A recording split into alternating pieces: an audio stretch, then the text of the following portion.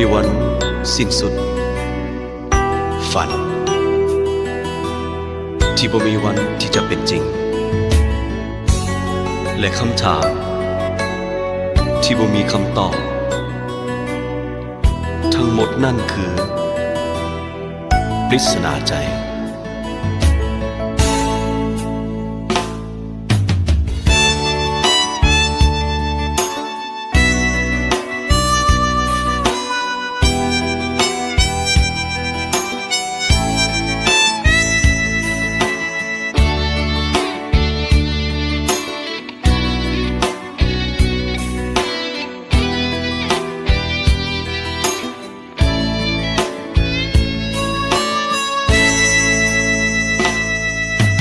เคย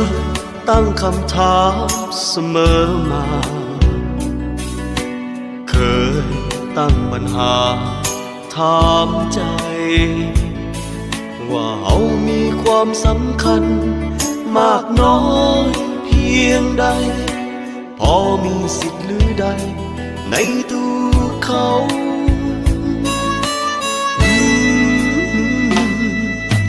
หรือเป็นได้เพียงคนเอาใจหรือเป็นหุ่นใสให้เขาหรือเป็นคนสำหองหับอารมณ์เมื่อยามเหงาพอเขาหายซึมเศร้า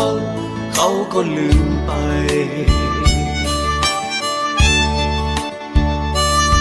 พยายามซอกหาคำตอบซอกหาทางออกที่ดีให้กับใจคืนอยู่กับคำถามอย่างนี้คงเป็นบ้าตายโปรดจงเห็นใจช่วยบอกเสียที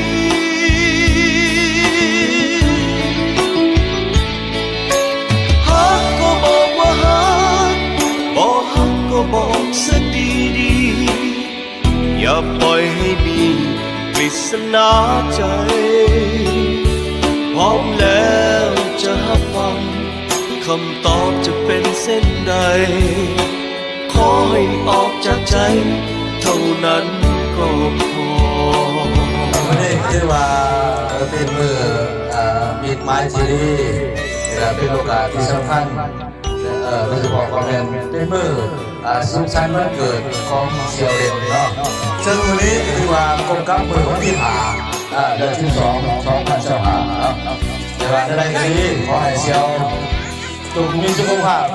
เข้มแข็งแข็งแรงทั้งทางกายในการที่ใจรวมทั้งส่วนตัวและต่อครอบครัวเนาะขอให้มีแต่ความสุขเจริญก้าวหน้าปลอดภัยทุกประการ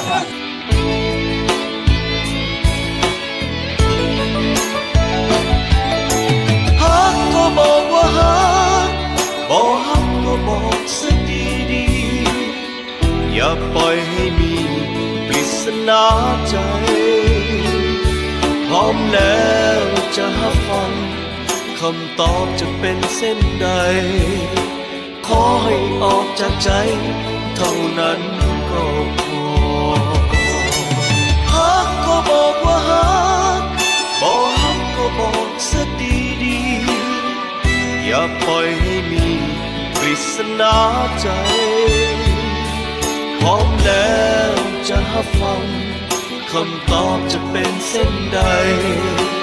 ขอให้ออกจากใจเท่านั้นก็พอ